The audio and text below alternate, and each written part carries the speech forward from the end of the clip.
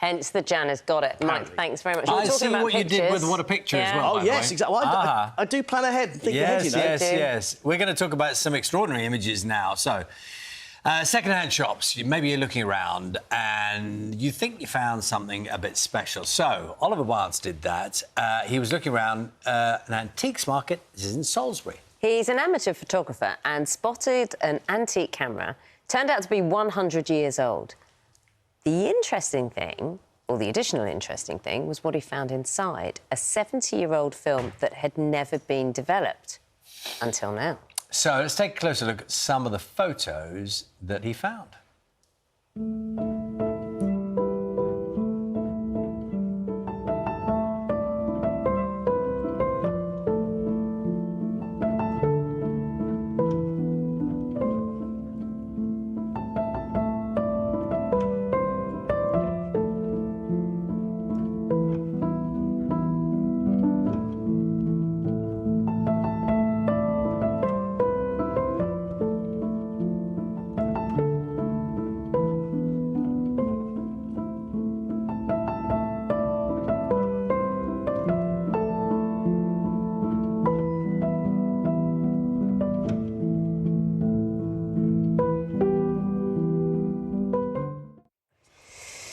Imagine unearthing something like that. Well, we don't have to imagine it because Oliver's with us now. Good morning. You're going to tell us all about this in just a moment. And we're also joined by Ian Scott, who developed the film that Oliver discovered. Ian, thank you very much as well for joining us. We'll come to you in just a moment. You brought the camera in. I have, This is... May I? Yeah, of course you can. OK, so if I hold it up to the camera... You just tell me that... So you were just mooching around this antiques market...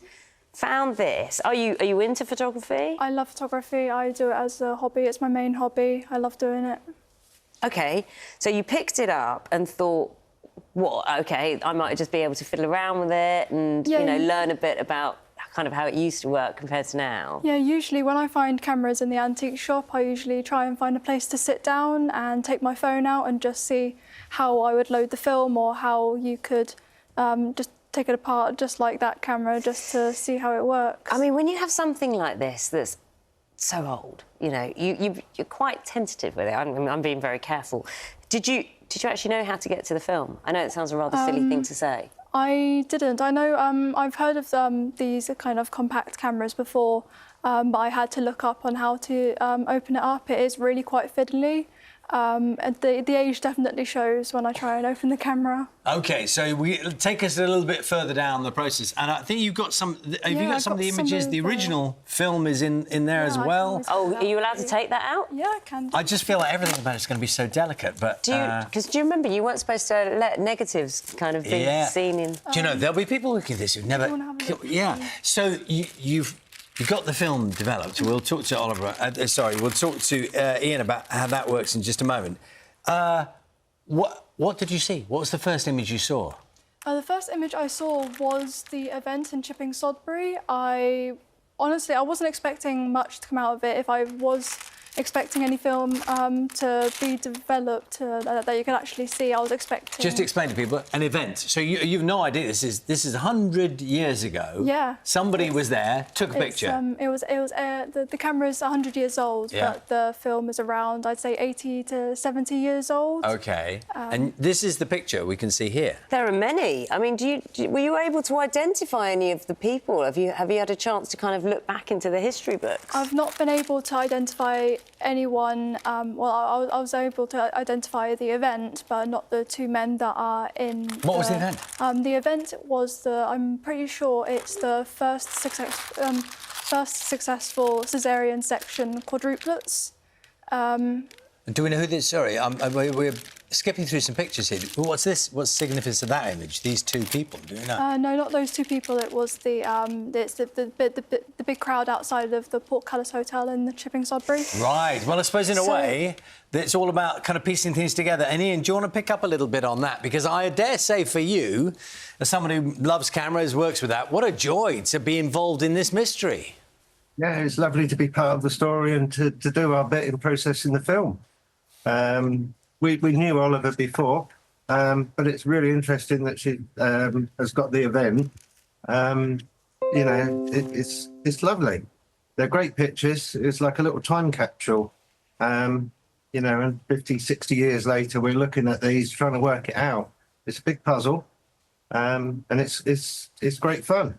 Talk to me, Liam, a little bit about the technical side of this, because as Naga was saying before, an old camera, you'd be worried about, you know, things being intact inside it, the images having survived. Tell us a little bit about that.